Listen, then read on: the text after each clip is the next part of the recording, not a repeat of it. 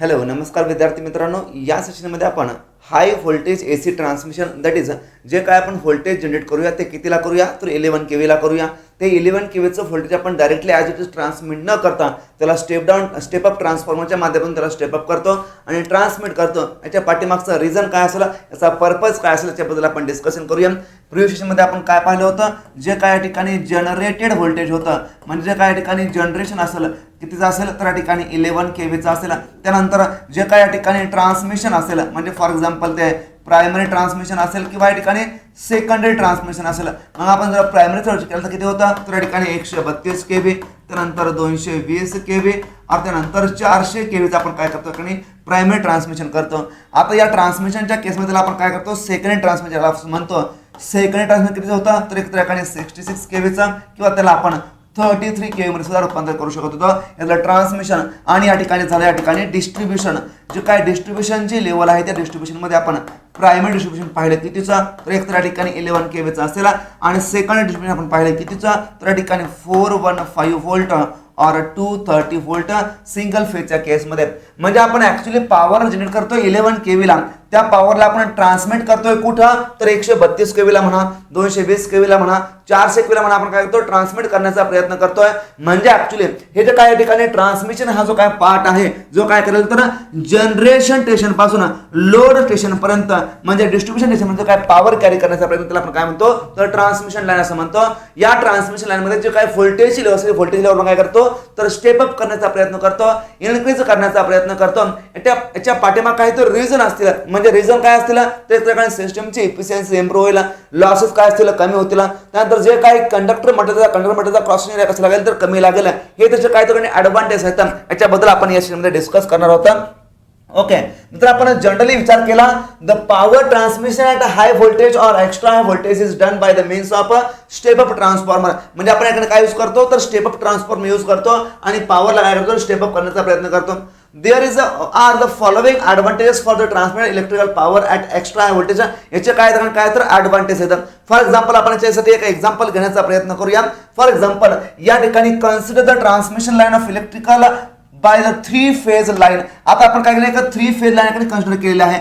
Power P is nothing but P is the power transmitted कशामध्ये watt मध्ये, V is nothing but the line voltage in volts मध्ये, cos phi काय तर power factor of the load आहे. या ठिकाणी जो काय I असेल तो I काय तर या ठिकाणी लाईन करंट असेल. काय असेल तर लाईन करंट असेल, that is line current in ampere असेल. जनरली जे काय पॉवर असेल ते पॉवर आपण काय लिहितो तर simply power P is equal to √3 into V into I into cos of phi, where this V and I represent line values of the voltage and current. म्हणजे ह्या ठिकाणी काय तर हा जो काय V आहे आणि ह्या ठिकाणी जो काय I आहे तो I काय तर ठिकाणच्या लाईन व्हॅल्यूज आहेत. ही या ठिकाणी आपल्याला लक्षात ठेवायच्या. आता आपण पॉवर लिहिली कुणाच्या केस मधली तर ठिकाणी 3 फेजच्या केस मध्ये आपण पॉवर लिहिली. आता आपल्याला 3 फेजच्या केस मध्ये करंट कॅल्क्युलेट करायचा. I इज इक्वल टू या ठिकाणी काय असेल line current is equal to P divided by under root of 3 into V into cos of phi. हा या ठिकाणचा काय झाला बघा करंट झाला. काय झाला करंटची या ठिकाणी व्हॅल्यू झाली. जर आपण जनरली या ठिकाणी पॉवर स्विच केला 3 फेजच्या केस मध्ये कसे असते तर या ठिकाणी असे असते. ही कोणाच्या केस मध्ये तर लाईन व्हॅल्यूच्या केस मध्ये. जर आपण फेज व्हॅल्यूचा या ठिकाणी विचार केला तर फेज व्हॅल्यूच्या केस मध्ये power P is equal to 3 into VPH into IPH into cos of phi. ही काय झाली तर 3 फेज मधली पॉवर झाली. पण कशाच्या केस मध्ये तर या ठिकाणी व्होल्टेजची व्हॅल्यू कशा आहे तर फेज मध्ये आहे, करंट कशा आहे पर फेज बेसिस वरती आहे. या ठिकाणी कशा लाईन व्हॅल्यू आहेत. याला सिंपली आपण √3 into VL into IL into cos of five आपण असं लिहितो. आता ही पॉवर आणि ही पॉवर दोन्ही पॉवर सेम असतात का हो, या ठिकाणी दोन्ही व्हॅल्यू दोन्ही पॉवरच्या व्हॅल्यू काय असतात सेम असतात. या ठिकाणी आपण लाईन क्वांटिटी घेतो आणि या ठिकाणी आपण काय करतो फेज क्वांटिटी घेतो. हाच फक्त दोघांमधला डिफरन्स आहे. अच्छा आपण करंटचं कॅल्क्युलेशन केलं, करंट किती आपण केला तर I is equal to simply P divided by under root of 3 into V into cos phi आपण असं म्हटलं. जनरली जर आपण विचार केला लॉसेसचा तर losses in case of losses in transmission line काय शकतीला तर ट्रान्समिशन लाईन मध्ये होणार जे काय लॉसेस आहेत त्या लॉसेसला आपण जनरली P लॉसेस म्हणूया, दॅट इज PL असं म्हणूया, विच इज इक्वल टू काय असेल तर I² इंटू R असेल. हे कोणाच्या केस मधले तर सिंगल फेजच्या केस मधले. जर आपण 3 फेजचा विचार केला तर 3 फेजच्या केस मध्ये काय असेल तर या ठिकाणी सिंपली आपण 3 न मल्टिप्लाय करूया म्हणजे याला काय करूया 3 न मल्टिप्लाय करण्याचा प्रयत्न करूया. Therefore power loss in 3 phase system is equal to असेल P loss is equal to 3 into आयचा स्क्वेअर इंटू आर झाला. आता आय काय या ठिकाणचा लाईन करंट आहे. आपण व्हॅल्यू जी आताच घेतली का एस घेतली, किती व्हॅल्यू आली तर आयचा स्क्वेअर म्हणजे काय आला तर P divided by under root of 3 into V into cos of phi, याचा काय करा तर होल स्क्वेअर करा इंटू आपल्याकडे काय भेटला तर हा रेजिस्टन्सच्या ठिकाणी आर भेटला. अच्छा, या ठिकाणी हा काय झाला लॉस झाला. आता या ठिकाणी हा जो काय आर आहे तो आर म्हणजे काय तर रेजिस्टन्स ऑफ द कंडक्टर आहे. या कंडक्टरचा काहीतरी रेजिस्टन्स त्याची व्हॅल्यू काय असेल. For example resistance R is equal to असतो rho L divided by A, where rho is nothing but the resistivity of the conducting material. L काय त्या कंडक्टरच्या ठिकाणी लेंथ आणि ए काय त्या ठिकाणी क्रॉस सेक्शन एरिया. कशामध्ये असेल तर या ठिकाणी हा जनरली आपण ओहम मध्ये घेतो. आता ट्रान्समिशन लाईन मध्ये असेल तर याला आपण किलो ओहम मध्ये घेऊया. अच्छा, याला जर आपण ओहम मध्ये घेतला तर हा रेजिस्टन्स आहे. आता या ठिकाणी आपण आर ची व्हॅल्यू ठेवूया. फर्दर या ठिकाणी 3 इंटू याचा आपण सिम्प्लिफिकेशन करूया. पी चा स्क्वेअर हा 3 चा स्क्वेअर काय तर 3 होईल इंटू या ठिकाणी व्ही चा स्क्वेअर आणि तर कॉस स्क्वेअर 5 होईल इंटू या ठिकाणी आर ची व्हॅल्यू आपण इथून ठेवली तर काय होईल तर रो एल डिवायडेड बाय ए. हा आपल्याला काय झाला तर रेजिस्टन्स झाला. हा या ठिकाणी झाला कोणाचा फॉर्म्युला तर पी लॉस म्हणजे power loss in case of 3 phase असेल का यस आले. आता या 3 ला हा 3 या ठिकाणी जाईल. Simply power loss is equal to PL is equal to simply काय राहील तर पी चा square into rho into L divided by V square into cos square 5 into या ठिकाणी ए भेटला. हा रिझल्ट आपल्याला काय भेटतो एक इम्पॉर्टंट रिझल्ट भेटतो. आता या रिझल्ट आपल्याला काय करायचं अॅनालॉजी काही लावायच्या. आता या फॉर्म्युला आपण बारकाईने पाहिला याच्यामध्ये काय दिसत आहे तर या ठिकाणी 3 फेज सिस्टीम मधला पॉवर लॉस दिसतो that is P loss is equal to P square into rho L into divided by V चा स्क्वेअर इंटू कॉस स्क्वेअर 5. जर याच्यामध्ये आपण व्होल्टेजची व्हॅल्यू जर वाढवली तर काय होईल तर या केसनुसार जो काही पॉवर आहे पॉवरला जर पी एल इज व्हॅल्यू पोषण कोणाला आहे तर या ठिकाणी व्ही चा स्क्वेअरला आहे. कोणाला तर व्ही च्या स्क्वेअरला. म्हणजे आपण जर व्होल्टेजच्या ठिकाणी व्हॅल्यू वाढवले तर पॉवर लॉस कमी होईल का या ठिकाणी पॉवर लॉस काय होईल तर कमी होईल. म्हणजे जर आपण व्होल्टेजचा लेवल जर आपण इन्क्रीज करत असेल व्होल्टेज जर आपण हाय व्होल्टेज ट्रान्सफर करत असेल तर त्या केसमध्ये लॉसेस कमी होतात. हा झाला ठिकाणचा फर्स्ट कन्क्लुजन. सेकंड नंबरचा कन्क्लुजन जो काय पॉवर लॉस आहे P loss is direct proportional to the cos square 5 म्हणजे या ठिकाणी पॉवर फॅक्टर कसा आहे तर एकाने इन्व्हर्सली प्रोपोर्शनल आहे. जर आपण पॉवर फॅक्टर वाढवला तर या ठिकाणी लॉस काय होईल तर कमी होईल. म्हणजे पॉवर फॅक्टर जर आपण इम्प्रूव्ह केला तर फर्दर काय होतील या ठिकाणी लॉसेस कमी होतील. हाही कन्क्लुजन महत्वाचा आहे. म्हणजे ऍक्च्युअली काय होतं याच्यामध्ये लॉसेस कमी होतात. इफिशियन्सी काय असते तर it is nothing but the output divided by input power असते. काय असते आउटपुट बाय इनपुट इंटू काय करा 100 करा. आता आउटपुट डिवायडेड बाय या ठिकाणी काय असेल तर आउटपुट प्लस लॉस असतील विच इज इक्वल टू काय असेल तर या ठिकाणी इनपुट असेल. म्हणजे काय लॉस काय झाला कमी झाला. जर लॉस या ठिकाणी कमी झाला डिनॉमिनेटर काय झाला कमी झाला. जर डिनॉमिनेटर कमी झाला तर या ठिकाणी इफिशियन्सी काय होतं काय इन्क्रीज होईल. म्हणजे या ठिकाणी थर्ड नंबरच्या केसमध्ये सिस्टमची इफिशियन्सी काय होते इन्क्रीज होते. म्हणजे हा एक महत्वाचा रिझल्ट आहे कशाचा तर जर आपण ट्रान्समिशन लाईनचं व्होल्टेज जर आपण इन्क्रीज करत असेल तर त्या केसमध्ये लॉसेस काय होतील कमी होतील. त्यानंतर सिस्टमची इफिशियन्सी काय होईल तर इम्प्रूव्ह होईल. हे झाले दोन याचे इम्पॉर्टंट पॅरामीटर. आपण थोडंसं पुढे जाऊया. याच फॉर्म्युला आपण कन्सिडर करूया. हा फॉर्म्युला काय आला तर power P is equal to P loss is equal to simply P loss is equal to P चा square rho L divided by V चा square cos square 5 into A. हा आपल्याकडे फॉर्म्युला आला. आता ए काय या ठिकाणचा तर cross section area of the conductor. काय आहे cross section area of the conductor. Therefore या ठिकाणी लिहू का मी या ठिकाणी A that is A is equal to cross section of conductor which is equal to P चा square rho into L divided by V चा square into cos square 5 into या ठिकाणी हा काय तर power loss that is PL येईल. अच्छा असा आला का हो असा आला. आता ए रिप्रेझेंट काय करतोय तर cross section area of the conductor और cross section area of the material. आता या रिलेशन मध्ये पहा हा रिलेशन काय तर अगेन इम्पॉर्टंट आहे. याच्यामध्ये हा एरिया ऑफ क्रॉस सेक्शन आहे आणि या ठिकाणी व्होल्टेज आहे. जर आपण व्होल्टेजच्या ठिकाणी व्हॅल्यू वाढवले तर जो काही क्रॉस सेक्शन एरिया कसा आहे तर या ठिकाणी area of cross section is direct proportional to 1 divided by V चा स्क्वेअरला. अगेन हा कोणाला आहे तर 1 डिवायडेड बाय कॉस स्क्वेअर 5 आहे. म्हणजे आपण जेवढं व्होल्टेज वाढूया तेवढा क्वेश्चन कमी होईल का या ठिकाणी होईल. जेवढा आपण कॉस पॉवर फॅक्टर वाढूया तेवढा एरिया कमी होईल का या ठिकाणी आहे. म्हणजे ऍक्च्युअली जे काही साईज आहे ती साईज सुद्धा काय होते कंडक्टरची कमी होते. कशामुळे तर जर आपण व्होल्टेज एकाने वाढवला तर जे काही मटेरियल साईज काय होते कमी होते. अगेन व्होल्टेज वाढवल्यामुळे कंडक्टिंग मटेरियलची साईज कमी होते. जर असं असेल तर कंडक्टिंग मटेरियल जे काय लागणार ते लागण्याचे कॉस्ट कशाला कमी असेल म्हणजे कॉस्ट काय होते तर कमी होते. ह्या जर आपल्याकडे पुढचा रिझल्ट आहे. आता आपण थोडंसं डिस्कस करूया पुढच्या केस मध्ये.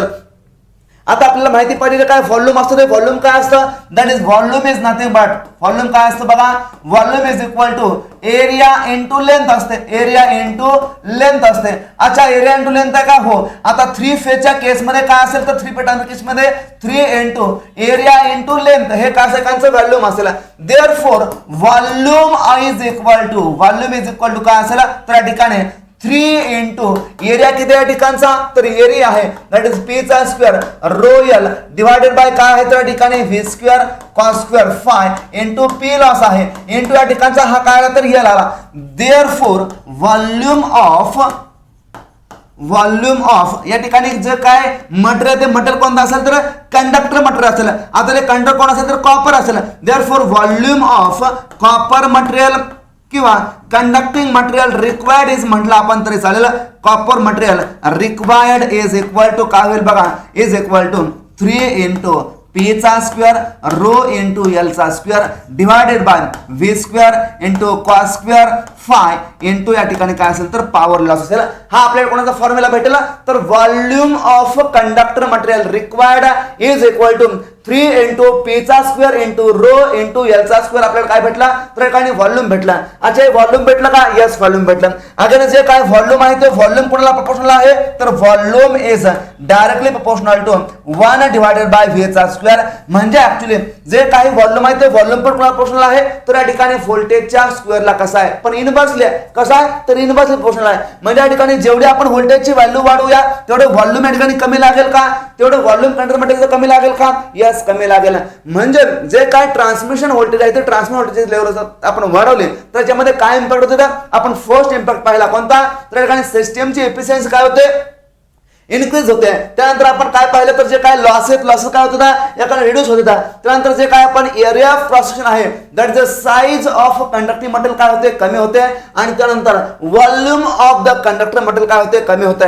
ऍक्च्युअली व्हॉल्यूम कमी होते म्हणजे काय होते तर जे काही कॉस्ट ऑफ कंडक्टर मटेरियल आहे ते काय होते तर काही रिड्यूस होते. म्हणजे त्या ठिकाणी काय होते ऑपरेशन कसं होतंय तर इकॉनॉमिक बेसिसवरती होत आहे असं आपल्याला वाटतंय. पण आपण ट्रान्समिशन व्होल्टेज वाढवतोय त्याला सुद्धा काहीतरी लिमिट आहे कारण या ठिकाणी इन्सुलेशनचा फेल्युअरचा प्रॉब्लेम येऊ शकतो. कारण इन्सुलेशन जे काय डिझाईन केलं असतं ते कशावरती असतं तर ठिकाणी व्होल्टेजच्या व्हॅल्यूवरती असतं. व्होल्टेज किती वाढवायचं याला सुद्धा ठिकाणी काहीतरी लिमिट्स आहेत. आणि त्यासाठी आपण काय पाहतो तर economic choice of transmission voltage याच्याबद्दल आपण काय करतो डिस्कस करण्याचा प्रयत्न करतो. म्हणजे ऍक्च्युअली व्होल्टेज किती वाढवायचा याला सुद्धा काहीतरी लिमिट्स आहेत. पण ऍक्च्युअली हाय व्होल्टेजच्या ठिकाणी ऍडव्हान्टेज काय येतात तर एवढे या ठिकाणी याचे काय येतं याचे ऍडव्हान्टेज आहेत. फर्दर आपण विचार केला नेक्स्ट केसचा जो काही ठिकाणी व्होल्टेजचा ड्रॉप असेल मी काय म्हणतोय voltage drop I into R असेल ट्रान्समिशन लाईनच्या केसमध्ये.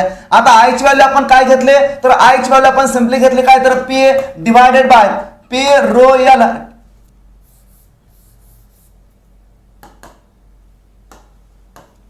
P divided by under root of 3 into V into cos of phi ही झाली या ठिकाणी आय ची व्हॅल्यू इंटू या ठिकाणी काय करा तर आर करा. आता विच इज इक्वल टू काय होईल तर which is equal to simply P divided by root 3 into V into cos phi into या ठिकाणी आर होईल. आता या ठिकाणी व्होल्टेज लेवल वाढवतोय का हो वाढवतोय. व्हॉट अबाउट व्होल्टेज ड्रॉप तर या ठिकाणचा जो काय व्होल्टेज ड्रॉप आहे तो व्होल्टेज ड्रॉप काय ठिकाणी कमी होईल ही गोष्ट आपल्याला लक्षात ठेवायची. आपण व्होल्टेज वाढवला की व्होल्टेजचा ड्रॉप या ठिकाणी काय होईल तर कमी होईल ही गोष्टीमध्ये लक्षात ठेवायचं आहे. आता व्होल्टेजचा ड्रॉप या ठिकाणी कमी होतोय. फर्दर याच्याबद्दल आपण काय डिस्कस करू शकतो. फॉर एक्झाम्पल आपण जे काय ट्रान्सफॉर्मर याच्यामध्ये यूज करतो ते ट्रान्सफॉर्मर कसे असतात तर ठिकाणी कॉन्स्टंट पॉवर डिव्हाइस असतात. याचा अर्थ काय तर जेवढी या ठिकाणी आपण इनपुटला पॉवर देऊया तेवढी या ठिकाणी काय असतं तर आउटपुटला पॉवर भेटते. म्हणजे ऍक्च्युअली जे काही पॉवर आहे ते पॉवर इज इक्वल टू काय असते या केसमध्ये तर कॉन्स्टंट असते. जर आपण ट्रान्सफॉर्मरचा विचार केला तर ट्रान्सफॉर्मरच्या केसमध्ये पॉवर कॉन्स्टंट आहे that is P is equal to V into I काय असेल ठिकाणी कॉन्स्टंट असेल काय असेल तर या ठिकाणी कॉन्स्टंट असेल. देअरफॉर ट्रान्सफॉर्मरच्या प्रायमरी साइडला V1 I1 is equal to second साइडचा काय असेल तर V2 I2 असेल. हा रिझल्ट आपल्याला भेटतोय का यस हा रिझल्ट आपल्याला भेटतोय.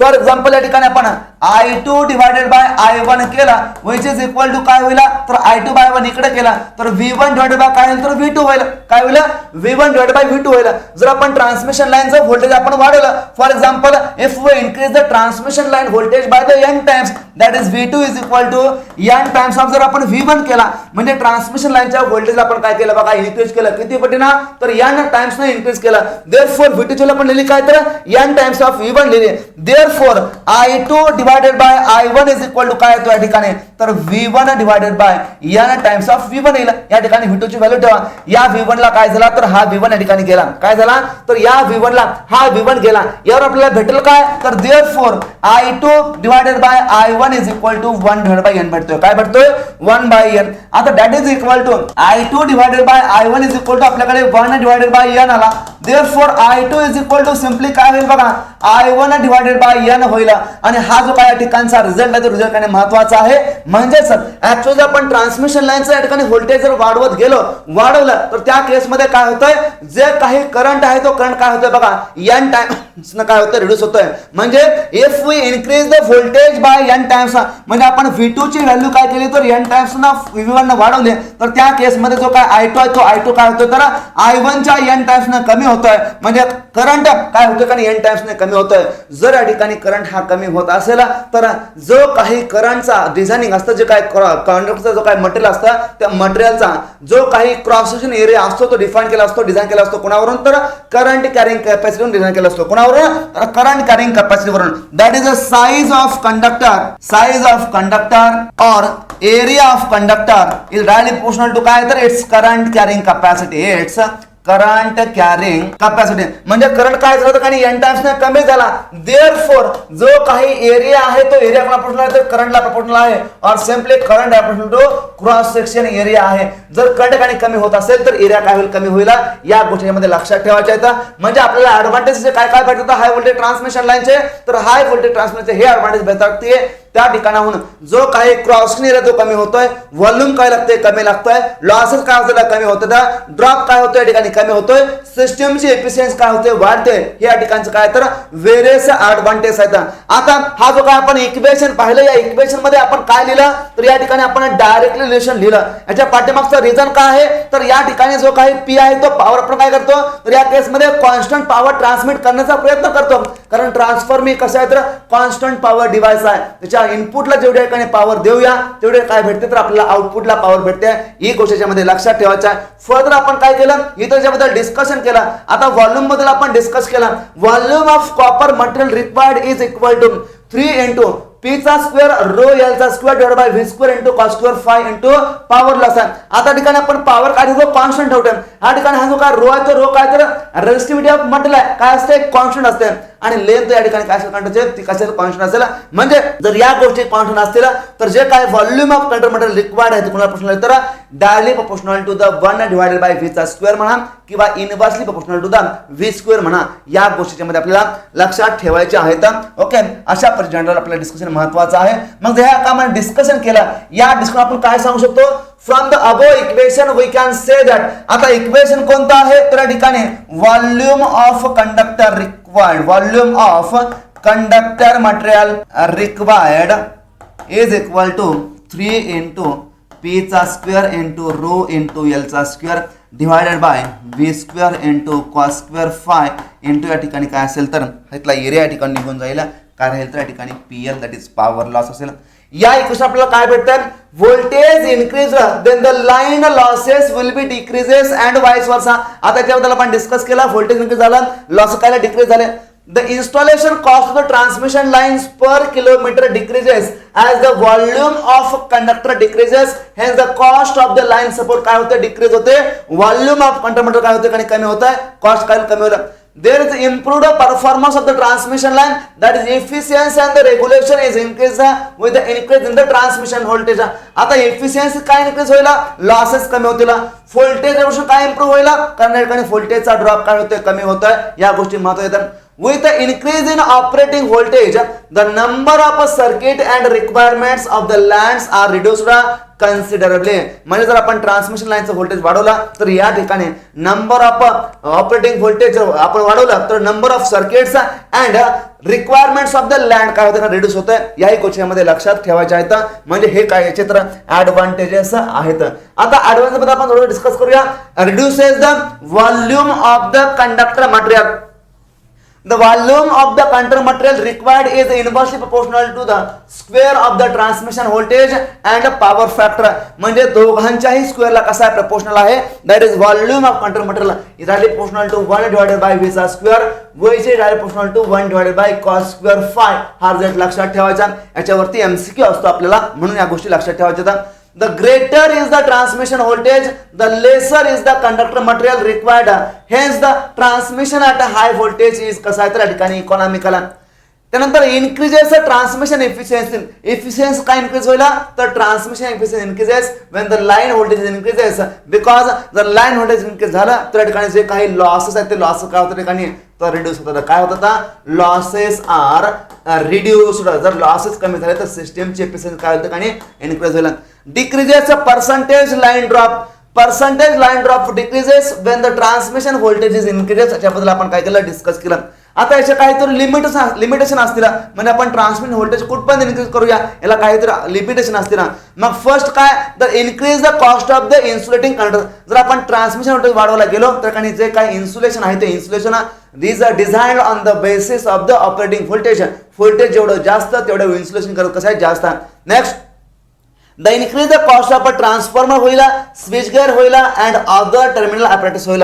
म्हणजे जर आपण व्होल्टेजची व्हॅल्यू या ठिकाणी वाढवले तर काय होईल ट्रान्सफॉर्मरचे कॉस्ट असेल, त्यानंतर स्विच गेअरचे कॉस्ट असेल आणि अदर टर्मिनल इक्विपमेंटचे कॉस्ट काय वाढेल.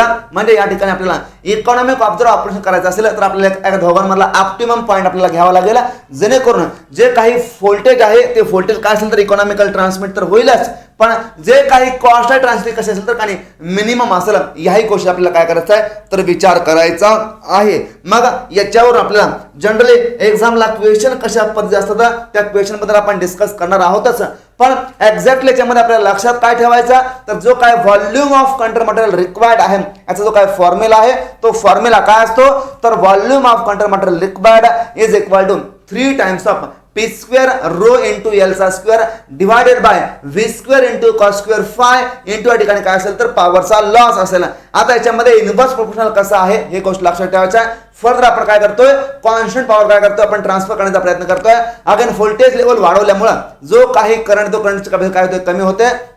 याही गोष्टीमध्ये लक्षात ठेवायचं आहे. कंडक्टरचे साईज कमी होत आहे, व्हॉल्यूम या ठिकाणी कमी लागतंय, लाईन ड्रॉप काय होतंय कमी होत आहे, पॉवर लॉस कमी होत आहे, सिस्टीमची एफिशियन्सी वाढते. या सर्व गोष्टींमध्ये लक्षात ठेवायच्या आहेत. ओके, फर्स्ट एमसीक्यू आहे with respect to the high transmission voltage select the incorrect statement. आता आपल्याला इनकरेक्ट स्टेटमेंट विचारलेला आहे. जेएलएस ला क्वेश्चन आहे 2020 ला. Reduces the volume of conductor material बरोबर आहे काय याच बरोबर आहे. इन्क्रीजेस ट्रान्समिशन एफिशियन्सी बरोबर काय याच बरोबर आहे. डिक्रीजेस पर्सेंटेज लाईन ड्रॉप बरोबर आहे काय याच बरोबर आहे. Decreases cost of transformer switch gear and other terminal operators आपण आताच पाहिलं. जर आपण ट्रान्समिशन लाईनचं व्होल्टेज याकडे वाढवत असेल तर त्याचे ऍडव्हान्टेज बरेच आहेत, पण ड्रॉबॅक काय त्याचा तर कॉस्ट ऑफ इन्सुलेटिंग मटेरियल काय होते वाढते. आणि जे काही ऑपरेटर्स आहेत फॉर एक्झाम्पल ट्रान्सफॉर्मर असेल स्विच गेअर असतील अँड अदर टर्मिनल इक्विपमेंट असेल यांचे काय होते कॉस्ट वाढते. म्हणजे हा याचा काय तर ड्रॉबॅक आहे. आता इथं म्हणता काय तर डिक्रीज म्हणताय, डिक्रीज होईल का तर नाही, या कॉस्ट काय होतील इन्क्रीज होतील. सो या ठिकाणी ऑप्शन नंबर 4 काय असेल तर या क्वेश्चनचा आन्सर असेल. As the transmission voltage increases, the percentage resistance drop काय होईल आपण पाहिलं. जर ट्रान्समिशन व्होल्टेज वाढलं तर पर्सेंटेज रेजिस्टन्स ड्रॉप काय होईल तर डिक्रीज होईल. That is option number 2 will be the correct answer असेल. आता याच्याबद्दल आपल्याला सांगितलेलं आहे पॉवरच्या केसमध्ये आपल्याला सांगितलेलं आहे ठिकाणी लॉसचा फॉर्म्युला दिलेला आहे. यावरून कशा पद्धतीने ना कॉपर लॉस और resistive loss of the conductor काय होतं कारण डिक्रीज होत आहे. By increasing the power factor losses will be get minimise होते. So that higher voltage to keep the power factor constant, the current will be less and hence we can minimize the transmission losses. So as increase in a voltage level, power factor improves, transmission efficiency काय होतं काय improve होते. या गोष्टी ठिकाणी लक्षात ठेवायच्या आहेत. Next, state whether the following statements regarding the transmission of the power at high voltage are true or false. आता हाय व्होल्टेजला आपण ट्रान्समिट करतोय, स्टेटमेंट बरोबर की चुकीचे सांगायचे येतात. First hand, it reduces volume of current required, बरोबर आहे का? Yes, correct. It increases transmission efficiency, बरोबर आहे का? यस, बरोबर आहे. It decreases the cost. आता काय म्हणतोय? डिक्रीज म्हणतोय. डिक्रीज होते का? नाही. या ठिकाणी कॉस्ट काय होते? इन्क्रीज होते. कुणाचे? ट्रान्सफॉर्मरमुळे, त्यानंतर स्विच गिअरमुळे आणि अदर टर्मिनल ऑपरेटर्स मध्ये काय होते? कॉस्ट इन्क्रीज होते. म्हणजे ए आणि बी काय या ठिकाणी बरोबर आहेत. म्हणजे A and B true, C काय असेल आणि फॉल्स असेल. Option number 4 will be the correct answer असेल या केस मध्ये. Next, what is the main advantage of the transmission of a high voltage power supply? आता हाय व्होल्टेजला आपण ट्रान्समिट करतोय, ऍडव्हान्टेज काय असेल? Power multiply capacity not required, transformer not required, effect resistance is reduced, the size of the conductor म्हणजे काय? Cross section area, तो cross area काय होतोय? कमी होतोय. याच्याबद्दल आपण डिस्कस केलं कशा पद्धतीने हा एरिया कमी होतोय. So option number 4 will be the correct answer असेल या क्वेश्चनचा. That is size of the conductor is reduced. Next question, the highest voltage for the transmitting electrical power in India, UPSSC जेईला विचारला क्वेश्चन आहे 2015 ला. आता highest आपल्याकडे किती possible आहे एसीच्या केसमध्ये? तर इंडियामध्ये एसीच्या केसमध्ये हायेस्ट व्होल्टेज पॉसिबल आहे किती? तर 765 किलो व्होल्ट. आणि डीसीच्या केसमध्ये किती आहे? तर 800 किलो व्होल्ट. एवढ्या ठिकाणी हायेस्ट इंडियामध्ये सध्या पॉसिबल आहे. आता क्वेश्चन कधी विचारलं? 2015 ला विचारलेला आहे. आता याच्यामध्ये हायेस्ट पॉसिबल कोणता आहे? तर या ठिकाणी 400 केव्ही आहे. कोणता? 400 केव्ही. जर याच्यामध्ये 765 हा केव्ही ऑप्शन दिला असता तर 765 केव्ही हे या ठिकाणी काय असतं? राईट आन्सर असतं. पण या ठिकाणी हायेस्ट कोणता आहे? तर 400 केव्ही आहे. म्हणून option number 4 that is 400 kV is the right answer असेल या केस मध्ये. Okay. In a transmission of the bulk electrical power high voltage offers. आता हाय व्होल्टेज काय ऑफर करताय? लो कॉस्ट ऑफ स्विचिंग करेल का? नाही. स्मॉल साइज ऑफ कंडक्टर करेल का? यस, करेल. That is option number 2 will be the correct answer असेल. कंडक्टरची साइज काय होईल? कमी होईल, कारण क्रॉस एरिया काय होते? कमी होतोय. Option number 2 will be the correct answer असेल. The highest transmission voltage in India is. आता इंडियामध्ये हायेस्ट किती पॉसिबल आहे? तर 765 KV. That is option number 1. हा काय असेल? तर बरोबर आन्सर असेल या क्वेश्चनचा. In high power lines the power is transmitted at. आता in high power lines power कशी ट्रान्समिट केली जाते? हाय करंट लेवल और and low voltage, high voltage level and low current level, any combination, none of the above. आता आपल्याला question कसा विचारलेला आहे बघा. At high power lines the power is transmitted at म्हणजे काय? पॉवर आहे, power P is equal to simply काय असतं? तर व्ही इंटू आय असते. आता आपण पॉवर ट्रान्समिट करतोय, P is equal to V into I. कशी पाहिजे? एकाने तर कॉन्स्टंट पाहिजे. कशी पाहिजे? तर एकाने कॉन्स्टंट पाहिजे. आता हाय पॉवर लाईन मध्ये आपण व्होल्टेजला काय करतोय? स्टेप अप करतोय. देअरफॉर व्ही ची व्हॅल्यू काय करतोय आपण? तर इन्क्रीज करतोय. आपण म्हणतोय पॉवर तर काय पाहिजे? कॉन्स्टंट पाहिजे. P is equal to V ला वाढवतोय. आय या ठिकाणी काय असेल तर आय ला या ठिकाणी कमी करायला लागेल, कारण हा या ठिकाणी वाढतोय. हा काय व्हायला पाहिजे? कमी व्हायला पाहिजे. जेणेकरून हा प्रोडक्ट काय व्हायला पाहिजे? तर एकाने कमी कॉन्स्टंट राहायला पाहिजे. काय? तर कॉन्स्टंट राहायला पाहिजे. देअरफॉर जर या ठिकाणी आपल्याला पॉवर कॉन्स्टंट पाहिजे असेल तर व्होल्टेज जर वाढलं तर करंट काय व्हायला पाहिजे? कमी व्हायला पाहिजे. ही गोष्ट यामध्ये लक्षात ठेवायची आहे. That is I is equal to simply काय होईल? तर पी डिवायडेड बाय व्ही होईल. व्होल्टेज या ठिकाणी जर वाढत असेल तर या ठिकाणी करंट काय होईल? कमी होईल. जेणेकरून या ठिकाणी काय असेल तर पॉवर आपली काय पाहिजे? कॉन्स्टंट राहिली पाहिजे. ही गोष्ट यामध्ये लक्षात ठेवायची आहे. म्हणजे जो काय करंट असेल तर एकाने कमी असेल, that is high voltage and low करंटला आपण काय करूया? तर या ठिकाणी ट्रान्समिट करण्याचा प्रयत्न करूया. Option number 2 will be the correct answer असेल या क्वेश्चनचा. As a transmitting voltage, the power is being constant. P is equal to VI cos phi. So at higher voltage, to keep the power constant, the current will be less, and hence we can minimize the transmission loss. काय होतं याच्यामध्ये? Minimise होतील. By increasing the power factor, losses again काय होतील? Reduce होतील. म्हणजे हे आपल्या याच्याकडे महत्वाचं आहे. फर्दर आपण फॉर्म्युला पाहिला, तो फॉर्म्युला सुद्धा याच्यामध्ये महत्वाचा या ठिकाणी रोल प्ले करतो. The cost of conductor material required can be reduced with the reduction in the volume of the conductor material. This is possible with an. आता या ठिकाणी कॉस्ट काय होते? कमी होते. कधी? तर व्हॉल्यूम या ठिकाणी रिडक्शन झालं तर. आता व्हॉल्यूम या ठिकाणी कधी रिडक्शन होईल? इन्क्रीज इन द फ्रिक्वेन्सी होईल का? Increase in the transmission current, increase transmission voltage और इन्क्रीज ट्रान्समिशन पॉवर. आपण काय करतो? जे काय व्होल्टेज आहे व्होल्टेज लेवल काय करतो? इन्क्रीज करतो. आणि काय करतो? तर या ठिकाणी जे काही व्हॉल्यूम आहे ते व्हॉल्यूम या ठिकाणी कमी करतो. आता व्हॉल्यूम या ठिकाणी जर आपल्याला कमी लागलं रिड्यूस झालं तर जी काही त्या व्हॉल्यूमसाठी जी काही लागणारी कॉस्ट आहे ती कॉस्ट सुद्धा काय तर कमी होईल. म्हणजे ही गोष्टीमध्ये लक्षात ठेवायचं आहे. इन्क्रीजिंग द ट्रान्समिशन व्होल्टेज आपण काय करतो, व्हॉल्यूम त्याचबरोबर कॉस्ट काय करतो, कमी करतो. Option number 3 will be the correct answer असेल या केसमध्ये. If the transmission voltage of the line increases, then the volume of conductor material required. आता व्होल्टेज या ठिकाणी वाढतंय, व्हॉल्यूम या ठिकाणी काय होईल तर डिक्रीज होईल. Option number A that is option number first will be the correct answer असेल. या केस मध्ये आपण याच्याबद्दल डिस्कशन ऑलरेडी केलेलं आहे. अशा पद्धतीनं जो काही या ठिकाणी हाय व्होल्टेज ट्रान्समिशन लाईनचे ऍडव्हान्टेज होते ते आपण ऍडव्हान्टेज पाहिले. याचे लिमिटेशन ही काय येतात, कारण या ठिकाणी लिमिटेशन मध्ये आपण काय पाहतो तर या ठिकाणी जे काही व्होल्टेज लेवल जर वाढवले तर इन्सुलेटिंग मटेरियलची काही कॉस्ट वाढेल. त्याचबरोबर जे काही स्विचगर आहेत तर जे काही ट्रान्सफॉर्मर जे काय ऑफ द टर्मिनल ऑपरेटर्स यांची सुद्धा कॉस्ट ठिकाणी वाढेल.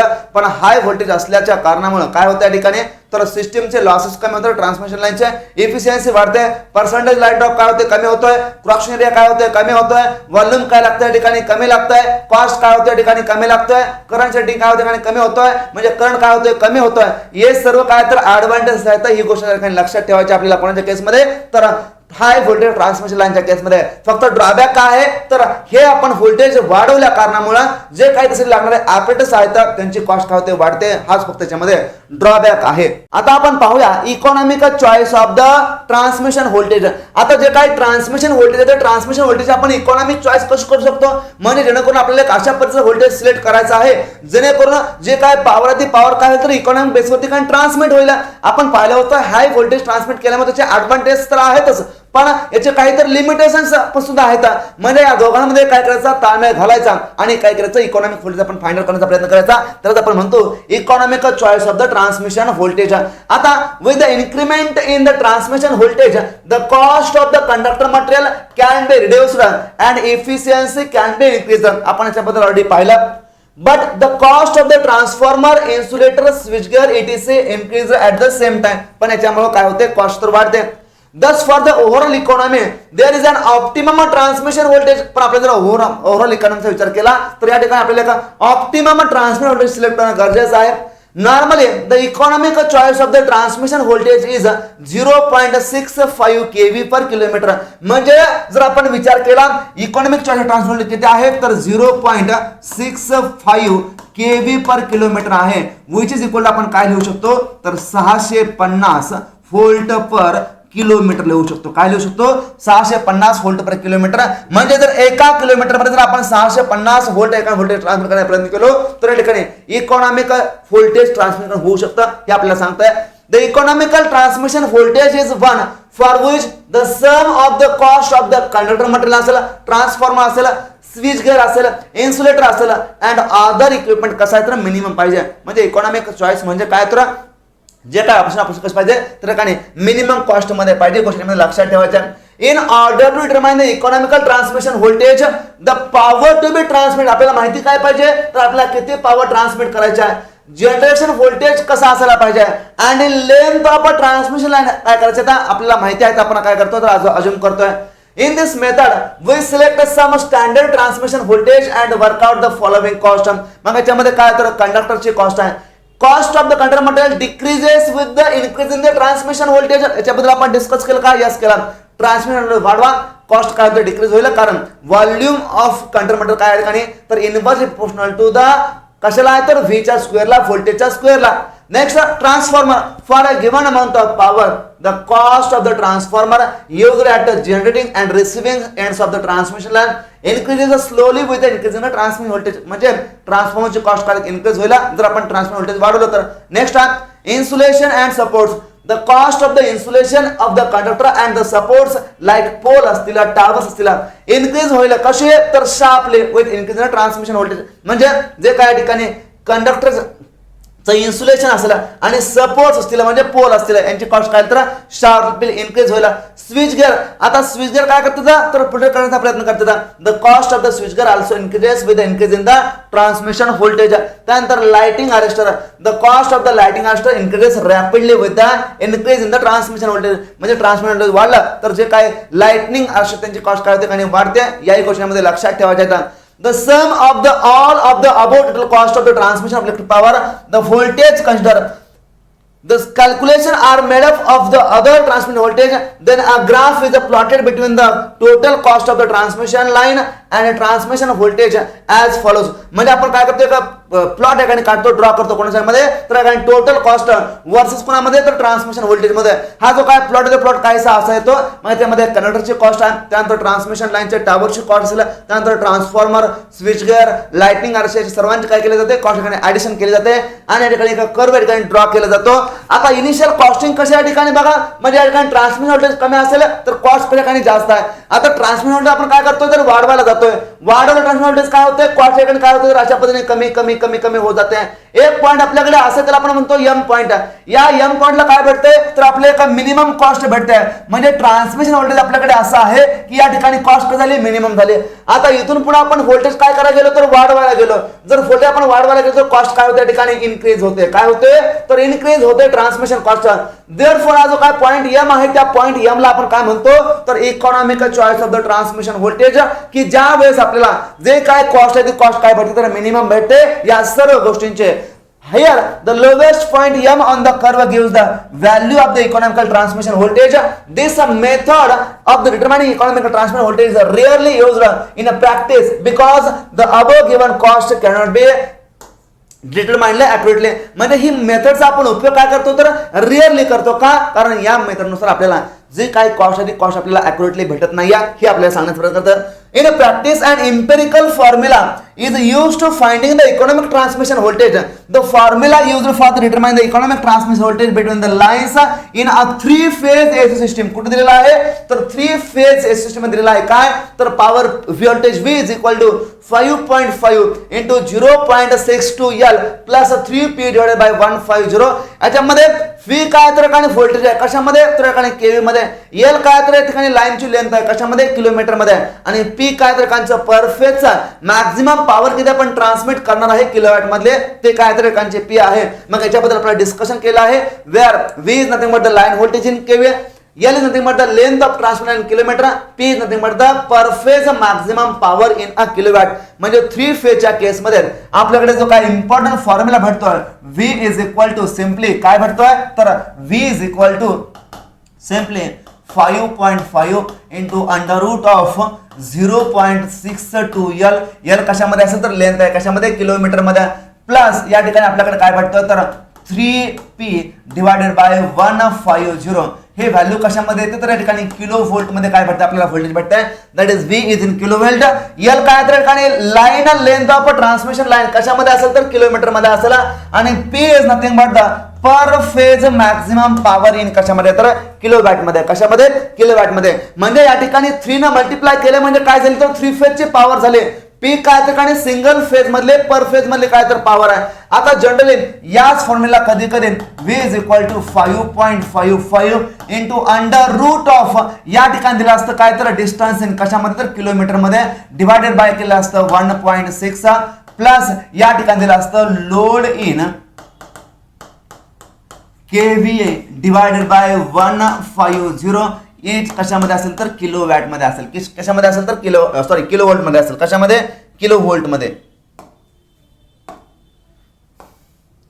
कशामध्ये असेल हे तर किलो व्होल्ट मध्ये असेल. म्हणजे कधी कधी आपल्याला व्होल्टेज व्हॅल्यू असं दिली जाते where voltage V in kV is equal to 5.5 into kilometre per 1.6. आता किलोमीटर म्हणजे काय तर डिस्टन्स आहे म्हणजे काय तर लेंथ आहे, लेंथ कशामध्ये घ्यायची किलोमीटर मध्ये घ्यायचे डिवाइड बाय काय करायचं 1.6 करायचं प्लस लोड इन केव्ही. आता या ठिकाणी लोड जो काय असतो पाऊस कसा असतो तर एकाने जनरली मेगावॅट मध्ये असतो किलोवॅट मध्ये असतो, तो एकाने किलोवॅट मधला लोड घ्या केव्ही दिलाय डिवाइड बाय 150 कशामध्ये असेल तर किलो व्होल्ट मध्ये असेल. हा फॉर्म्युला आपल्याला काय करायचा लक्षात ठेवायचा दोन्ही formula.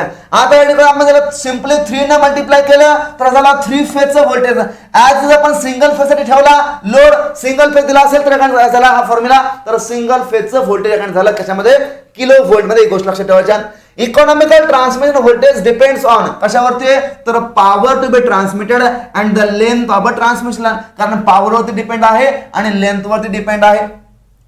If the power is to be transmitted is larger, the cost per kilowatt of terminal equipments काय होते काही रिड्यूस होते. पॉवर आपण हाय ट्रान्सफर करत असेल तर this result in increase economical transmission voltage. यामुळे काय होतंय, ट्रान्समिशन रिड्यूस होत आहे, ट्रान्समिशन इकॉनॉमिक ट्रान्समिशन व्होल्टेज काय होतं आणि इम्प्रूव्ह होण्याचा प्रयत्न करतोय, इन्क्रीज होत आहे. If the distance of the transmission is increased, saving in cost of the conductor material can be significantly increased by the increasing the transmission voltage. जर म्हणजे जर आपण डिस्टन्स ट्रान्समिशनचा इन्क्रीज केला तर saving in the cost of the conductor material can be significantly increase by increasing the transmission voltage. आता या ठिकाणी म्हणतोय का ऍक्च्युली जर आपण डिस्टन्स वाढवलं म्हणजे लेंथ वाढवली, लेंथ वाढवल्यामुळे काय होतं तर हे व्होल्टेज वाढतंय. जर एखादी व्होल्टेज वाढत असेल तर जे काही सेव्हिंग होणार आहे कोणामध्ये तर कंडक्टरच्या कॉस्ट मध्ये काय होतं आणि इन्क्रीज होईल. कारण जर आपण लेंथ वाढवले, डिस्टन्स वाढवलं तर व्होल्टेज काय होतं आणि वाढतंय. व्होल्टेज वाढलं की जे काय साईज आहे ते साईज काय कमी होईल, व्हॉल्यूम काय लागेल कमी लागेल. जर व्हॉल्यूम या ठिकाणी कमी लागला तर प्रिव्हियस केस पेक्षा या केस मध्ये जे काही सेव्हिंग आहे ते सेव्हिंग काय होतं नक्कीच जास्त होईल. याचा सांगण्याचा उद्देश काय तर हा आहे, याच्याबद्दल आपण ऑलरेडी डिस्कशन केलेलं आहे. ओके, आता जनरली आपल्याकडे एक चार्ट दिलेला आहे, हा चार्ट ठिकाणी महत्वाचा आहे. याच्यामध्ये लाईन टू लाईन व्होल्टेज दिलाय कशामध्ये तर केव्ही मध्ये दिलेला आहे. या ठिकाणी लेंथ ऑफ लाईन कशामध्ये दिला तर किलोमीटर मध्ये दिलेला आहे. आता फर्स्ट कॉलम मध्ये व्होल्टेज आहे केव्ही मधला, इथं सेकंड मध्ये मिनिमम लेंथ आहे आणि या ठिकाणी मॅक्झिमम लेंथ आहे. जर आपल्याकडे व्होल्टेज असेल लाईन टू लाईन कशामध्ये केव्ही मध्ये किती तर 11 केव्ही. 11 केव्ही आपण मिनिमम लेंथ किती घ्यायची तर 15 किलोमीटर आणि 30 किती आहे तर मॅक्झिमम. म्हणजे आपल्याकडे लेंथ ही 15 किलोमीटर पासून 30 किलोमीटर पर्यंत असेल तर इकॉनॉमिक व्होल्टेज किती असेल तर 11 केव्ही असेल. ही गोष्ट लक्षात ठेवायची. त्यानंतर 33 साठी बघा 33 केव्हीचं व्होल्टेज आहे. मिनिमम लेंथ किती आहे तर 30 पासून 60 पर्यंत काय तर लेंथ क्रायटेरिया आहे. म्हणजे फॉर एक्झाम्पल 40 किलोमीटर असेल, 50 किलोमीटर असेल, व्होल्टेज आपण कोणतं चूज करूया तर 33 करूया. 66 केव्ही व्होल्टेज आहे. मिनिमम लेंथ किती झाला पाहिजे तर 40 पासून 120 पर्यंत 66 केव्ही. त्यानंतर 110 केव्ही 50 पासून कुठपर्यंत तर 140 पर्यंत. 132 केव्ही कुठं तर 50 पासून 160 पर्यंत. 166 केव्ही 80 पासून 180 पर्यंत. 230 केव्ही 100 पासून 300 पर्यंत आणि 400 केव्हीचं व्होल्टेज असेल कुठून तर 300 केव्ही पासून 400 केव्ही पर्यंत. म्हणजे लेंथचे हे मिनिमम कॉन्स्टंट आहेत. आता फॉर 66 केव्ही, आता 66 केव्ही साठी सुटेबल जे काय लेंथ आहे ती लेंथ कोणती असेल तर 40 पासून 120 पर्यंत. याच्यासाठी आपण सुटेबल लेंथ कोणती घेतो तर 60 किलोमीटर ही काय करतो तर आपण सुटेबल लेंथ घेतो. या गोष्टी लक्षात ठेवायच्या. जर आपल्याला 132 केव्ही ट्रान्समिट करायचं असेल तर आपण काय घेऊया याच्याबद्दल आपण एमसीक्यू माध्यमातून डिस्कस करण्याचा प्रयत्न करूया. ओके, याच्यावरती एमसीक्यू कशा पद्धतीने असतात ते एमसीक्यू बद्दल आपण बोलूया. 66 kV is suitable for the transmission of a power over. आता 66 केव्ही कोणासाठी सुटेबल आहे, किती किलोमीटर आपल्याला डिस्टन्स ट्रान्सफर करावं लागेल तर 66 केव्ही आपण आताच पाहिलं किती तर 60 किलोमीटर साठी 66 केव्ही काय ठिकाणी सुटेबल आहे. ही गोष्ट यामध्ये लक्षात ठेवायच्या. असे चार्ट दिला आहे. 66 कुठं आहे तर या ठिकाणी आहे. लेंथ कुठं कुठपर्यंत असेल मीटर मध्ये तर किलोमीटर मध्ये तर 40 पासून या ठिकाणी 120 पर्यंत असेल. या दोघांच्या मधला कोणता झाला तर 60 किलोमीटर हे काय झालं तर या केस मध्ये करेक्ट आन्सर झाला. Next, it is desire to transmit the electrical power of a distance of 200 kilometre what would be the most economical transmission voltage. आता पॉवरला काय करायचं 200 किलोमीटरला काय करायचं ट्रान्समिट करायचं आहे. मग यासाठी इकॉनॉमिकल व्होल्टेज कोणता असेल 132, 33, 3.3 आणि 11. आता जर याच्यामध्ये आपण ऑप्शन पाहिले तर ऑप्शन मध्ये सगळ्यात मोठा कोणता आहे तर या ठिकाणी 132 केव्ही आहे. आता 200 किलोमीटरची लाईन आहे आणि त्या 200 किलोमीटरच्या लाईन वरती जर आपण 33 केव्ही म्हणा, 3.3 केव्ही म्हणा किंवा 11 केव्ही म्हणा हे जर ट्रान्समिट करायला गेलो तर त्या ठिकाणी काय होईल तर लॉस या ठिकाणी जास्त होतील. इकॉनॉमी या ठिकाणी काय होईल तर इकॉनॉमी या ठिकाणी रिड्यूस होईल. एफिशियन्सी काय होईल तर एफिशियन्सी कमी होईल. लॉसेस जास्त आहेत. या ठिकाणी साईज काय लागेल तर कमी लागेल. कॉस्टिंग काय वाढेल. म्हणून जर या ठिकाणी लेंथ जास्त असेल तर ट्रान्समिट कसा जास्त असेल. ऑप्शन नंबर फर्स्ट या केस मध्ये काय कमी असेल म्हणजे बरोबर असेल. म्हणजे जर 200 कमीची लाईन असेल तर आपण काय करूया 132 केव्हीचं काय करूया ट्रान्समिट करण्याचा प्रयत्न करूया. If a power of 30 megawatt is to be transmitted over a distance of 160 kilometre the desirable transmission voltage will be. आता पॉवर किती ट्रान्समिट करायची आहे तर या ठिकाणी 30 मेगावॅटची पॉवर ट्रान्समिट करायची आहे. कुठपर्यंत करायची आहे तर at a distance of 160 kilometre. कुठपर्यंत तर 160 किलोमीटर डिस्टन्स ट्रान्समिट करायचं आहे. आता ट्रान्समिशन लाईनचं व्होल्टेज किती असेल फॉर एक्झाम्पल आपल्याला 3 फेज आहे का सिंगल फेज दिला आहे का तर नाही. 3 फेज आणि सिंगल फेज यामध्ये आपल्याला माहिती दिलेली नाही. आपण पॉवरचा फॉर्म्युला व्होल्टेजचा फॉर्म्युला काय पाहतो simply voltage V is equal to 5.5 into under root of 0.62 L plus 3p divided by 150 हा आपण फॉर्म्युला पाहतो कशामध्ये तर किलोवोल्ट मध्ये, पण कोणासाठी तर या ठिकाणी 3 फेज सिस्टम साठी पाहतो. कोणासाठी तर 3 फेज सिस्टम साठी. आता इथे 3 फेज सिस्टम मध्ये काय आला तर या ठिकाणी आपण पॉवर कशी घेतली तिला पर फेजली घेतली आणि त्याला आपण 3 ने मल्टिप्लाय केला म्हणून काय तर 3 फेज फॉर्म्युला झाला. जर काही सिंपली आपण 3 या ठिकाणी मायनस केला therefore v is equal to 5.5 into under root of 0.62 L plus p divided by 150 जर केला तर आपल्याकडे काय भेटेल तर इकॉनॉमिक चॉईस ऑफ व्होल्टेज भेटेल. पण कशासाठी तर सिंगल फेज साठी. फॉर एक्झाम्पल आपण हे सिंगल फेज आहे असं काय करूया कन्सिडर करण्याचा प्रयत्न करूया. याच्यामध्ये व्हॅल्यू ठेवूया v is equal to 5.5 into या ठिकाणी 0.62 लेंथ किती आहे तर या ठिकाणी 160 किलोमीटर आहे. किती 160 किलोमीटर प्लस पॉवर किती ट्रान्समिट करतोय तर एकाने 30 मेगावॅट करतोय. आपल्याला पॉवर ऍक्च्युअली कशामध्ये पाहिजे इथले तर या ठिकाणी किलोवॅट मध्ये या ठिकाणी पॉवर पाहिजे. For 30 megawatt is equal to काय असेल तर 30 megawatt is equal to 30,000 kilowatt असेल. काय असेल तर 30,000 किलोवॅट डिवाइड बाय काय करा तर 150 करा. काय करा 150 करा. याचं सिंप्लिफिकेशन करा. आन्सर आपल्याला किती येईल तर voltage v is equal to simply 95.27 something kV च्या आसपास येईल. किती तर 97.27 च्या आसपास. आता त्याच्या जवळची व्हॅल्यू कोणती आहे तर 3 that is option number 3 will be काय असेल या केस मध्ये करेक्ट आन्सर असेल. म्हणजे आपल्याकडे सिंगल फेज किंवा 3 फेज दिले नसेल तर आपण सिंगल फेज याकडे घेतला. पॉवर किती भेटले आपल्याकडे तर एकाने व्होल्टेज किती भेटला तर 95.27 अप्रॉक्सिमेट किती होईल तर एकाने 110 केव्ही चा व्होल्टेज काय करायला लागेल ट्रान्समिट करावं लागेल. कारण या ठिकाणी काय होतील तर लॉसेस सुद्धा होतील. Option number 3 is the right answer असेल. याच क्वेश्चनचं सोल्युशन आपण याही पद्धतीने घेऊ शकतो.